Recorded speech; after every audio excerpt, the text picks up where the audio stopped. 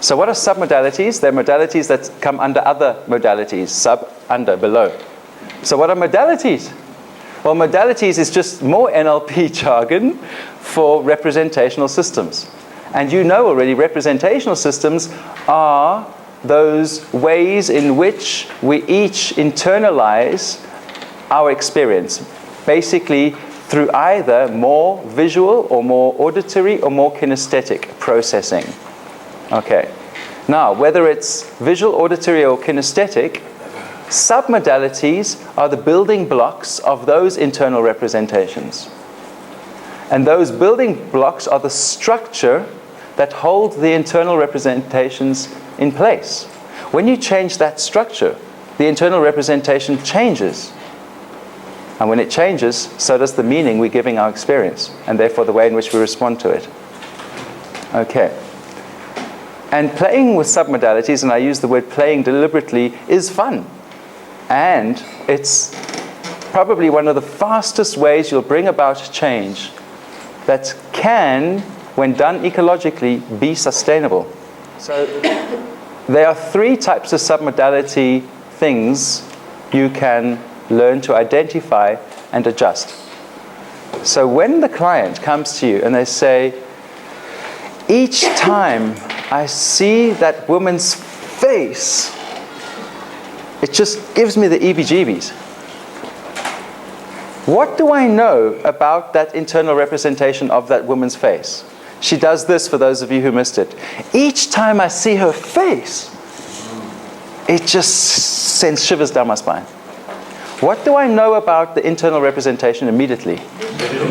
It's visual, I see it, and visual is a modality, not a submodality. Submodalities are the way in which she sees that visual. Up close. Personal. Up close. Personal is a mind read, but definitely up close. Okay. Now, I might say to the client, and I wouldn't do this as a standalone intervention, but if it was just a conversation with a friend, and they're about to go into an interview with that woman, I might say, hey, by the way, what I'd like you to do, just before you go in, is take that picture you've got of her and send it far off into the distance, so it's just tiny, way far away from you. And as you do that, how do you feel about her now? I have no feelings about her. That's right, because it's changed. Now go in for your interview. Boom. You've changed the coding of that visual, and it changes everything in terms of that person's experience. But I would never assume that just changing distance is going to do the trick. So I go through an assortment of submodalities to make sure that I've found the trigger submodality that causes the unwanted state. And that's the one I aim to change. So what I've done is I've provided you right at the back of your manual with a submodality checklist. Okay. So you can become familiar with what are the typical submodalities that you can expect to see or hear or feel with regards to modalities or representational systems. Let me show you some more. Let me paint you the picture.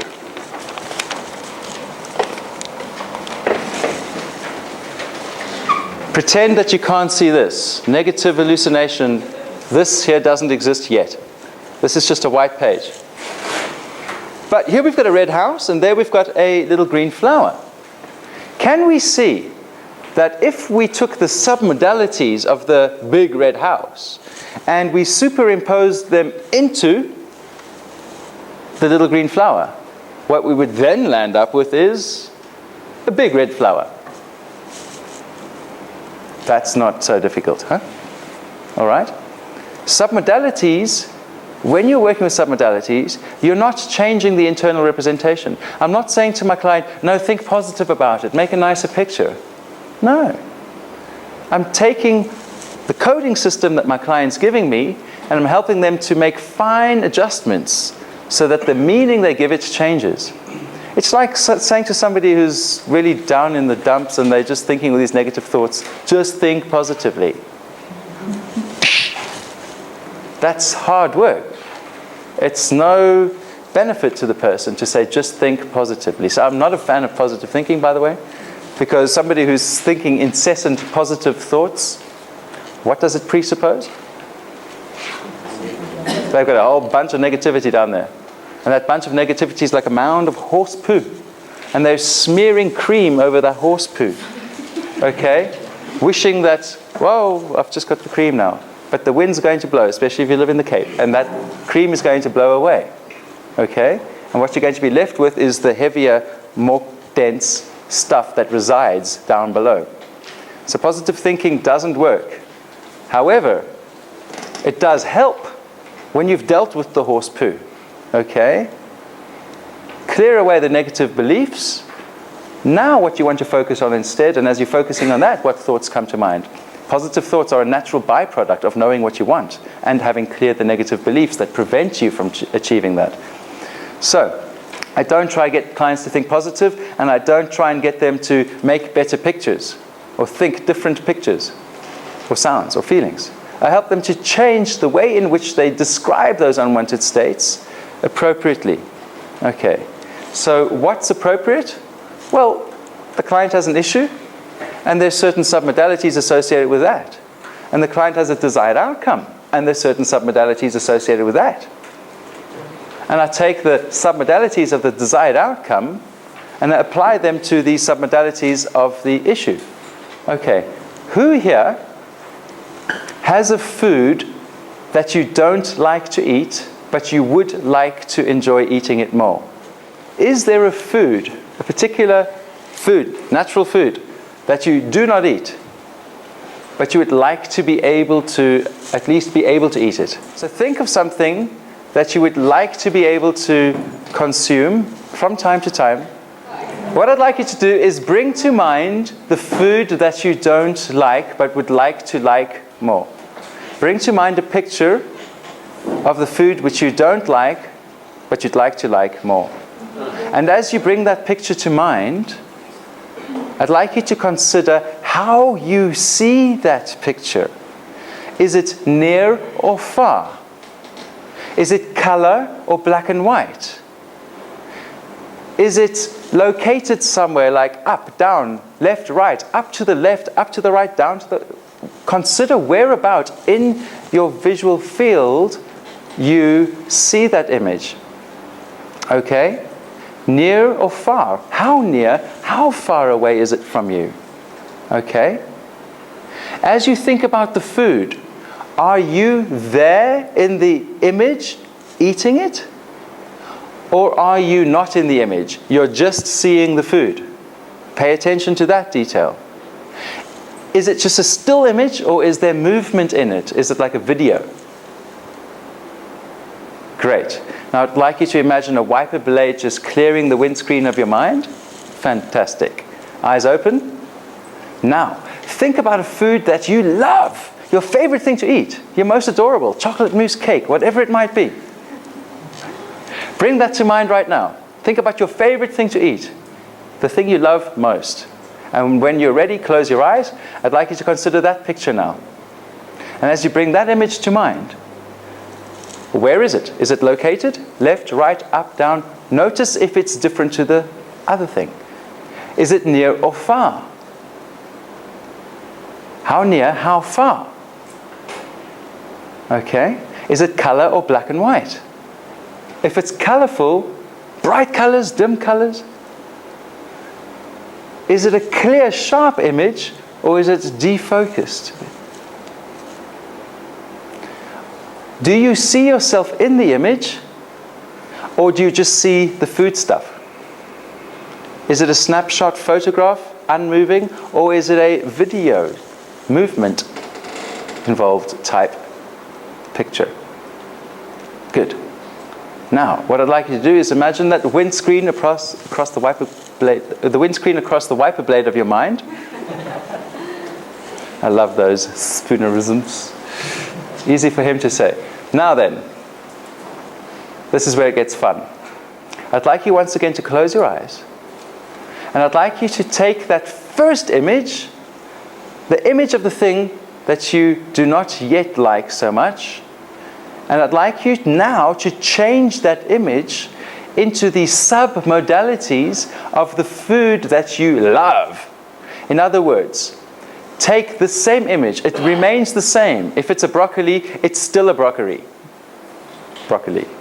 And you take that image and you now make it like the food that you love. So if the food that you love was close, make it close. If the food that you love was colorful, now make the one you don't like colorful. If the other one you love had movement in it, and this one was still, add movement into it in some way. Okay? If the one that you love was clear and sharp and focused and the other one wasn't, now make that image of the food you don't like clear and sharp and focused. In other words, do whatever you need to do in terms of submodalities to make the first one that you previously didn't like now into the way in which you see the food that you love in terms of color, location, size, distance, and most importantly now also, if you see yourself in the image or not. Is the one that you love different from the one that you don't? So take the one that you don't, and if there's a difference, add yourself into the image if that's relative to the one that you like, or take yourself out of the image so that you're only looking at the food. So in other words, you're doing everything to that first image such that it resembles the one that you love. And when you're done with that, I'll know that you're done and fully integrated because your eyes will once again be open. How was that? Tell me, how essentially does this one differ from the NLP swish technique? This is called a Map Across. Map Across. And it's a more basic way of doing the swish. It's what we teach before we teach the swish. Now, I don't know if it'll be tonight, tomorrow, or next week, when you'll have the opportunity to test this. When you'll have the opportunity to open up that can or pour a glass of milk or whatever it might be. All right? But I'd like you to imagine that you're there now. Whether it's tonight, tomorrow, in a week. And you're opening that can or pouring that glass of milk or you're whatever you're doing. And as you imagine now sampling that thing, what do you notice? Any feedback? Juicier, tastier. I compared it to my favorite fillet steak with garlic. And had the bland veggies over there. And all of a sudden the bland veggies had a new texture and new taste. That's the whole idea. Texture and taste. These are submodalities. Excellent. And normally, when we're helping a client to change an unwanted state into a desired state using submodalities as our method of choice, we'll discover that a lot of the submodalities are just the same. But when we're extensive in our elicitation process of all relevant submodalities, you will find at least one that is different. And when you change just that one, that's all you need to change. And when it's only one thing that's different, but there's one thing different, and you change that, it changes the coding system, and you'll give the experience a new meaning. That was just a little test drive. I'm going to teach this to you more properly, and you're going to use it to facilitate a constructive piece of change. All right? Here's how. What we're learning here, folks, is called NLP's Map Across.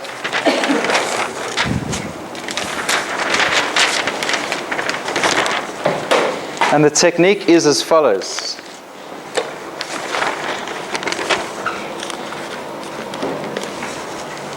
You elicit the content of your client's problem state. The problem state is, I get the EBGBs whenever I have to do the presentation at Monday morning meetings. Oh, okay, so how do you know you get the EBGBs? What reminds you to get the EBGBs? What comes to mind? What's the trigger? More specifically, what triggers that unwanted state? And they go, yeah, it's when I see that look in her face. So I need the specific internal representation, the specific thing that the client becomes aware of, and with the map across, especially for today's exercise, see if you can find the visual. Okay? Aim to find the visual. The A, you want the content of this problem state. A is the problem state. What's the image that comes to mind? You then elicit all the submodalities of A. Go through your checklist. There's also auditory and kinesthetic submodalities. But most probably what's going to have the greatest leverage are the visuals. Okay? Neutralize the neurology. You say, right, what do you want instead? How would you like to feel? What state would you prefer to be in that situation? And they say, well, I'd like to feel confident. And when you're confident, what image comes to mind that for you really represents confidence? And they give you a lovely image that represents confidence. This is just an example. So whatever state the client gives you, you say, what image comes to mind that represents that state for you? And they give you an image, and you say, fantastic. And you go through your checklist. What are the submodalities of that? And then you compare. Which are the submodalities between the two, according to your checklist, which are distinctly different? What I want you to do is take that image of that first thing, the look in her eyes, and I want you to make it dissociated. This one was dissociated. In other words, you see the look in the eyes, and you see you over there with her interacting. Let me clarify what associated and dissociated is. Associated is when you're in the experience and you're looking around and you're hearing and you're feeling, you're smelling and tasting, you're there now. Dissociated is when you stepped back, you're meta. You're the fly in the wall. And you see yourself over there. And you see you over there looking around and all the things. Generally speaking, associated is much more in the emotion. Dissociated is away from the emotion. If a client has a trauma, they're associated. They're feeling the trauma. First thing to do, dissociate them so that they can compose themselves and get the learning. And then apply that to their traumatic memory. So dissociated is a way of getting distance from it. So then I say, okay, now dissociated, and the third one was brightness. This one was dim, that one was bright. And now seeing the image of that look in the eyes and make it brighter. And now you are, and I repeat it back, seeing it like that, and I just repeat back it. I'm not making casual requests. This is where your direct suggestion technique is appropriate. Make it like that, do that one there. Clear and concise. Can you please make it a little bit brighter? No, make it brighter. When we talk about submodalities, the unconscious mind does these things fast. When you're eliciting submodalities, you're not going, is it bright or dim? What do you think? Is it near or far? I want an answer from my client by the time I finish asking the question, is it bright or dim? Come. It's their internal representation. Even if it's vague, it still has some submodality qualities. So when I'm going through that checklist, I'm check. Quick. And kids are even faster. Okay. I take this state here, and I give it the submodalities of that one. This picture goes into there. The picture stays the same, but it takes on the qualities of this one. So to help someone intensify a feeling, you can have them make their internal representation closer and brighter. I prefer not to do that. It's not our HNLP approach, because how do I know that brightening it intensifies it for the client? It's their internal representation. How do I know that making it more distant will in fact, okay? There's something we call the driver in NLP. A driver is the key submodality. What you really are looking out for in NLP is what's the person's driver. It is the key submodality that when elicited is that submodality that changes their whole experience. When I've elicited my client's driver for future sessions, I know exactly what I need to do. So if my client's driver is distance, I know each time I push something off into the distance, it takes the energy out of it and the emotion so they don't have a problem anymore. Okay? And each time I bring it close, it intensifies it for them. So I want their resource states that are good to be close. And their unresourceful things that they're trying to have help to get rid of, I want them to move them off into the distance. That's when I know my client's driver is distance. So I'm not trying to beef up their resource states when they give them to me. I'm using literally the words that they use to keep it clean in that way.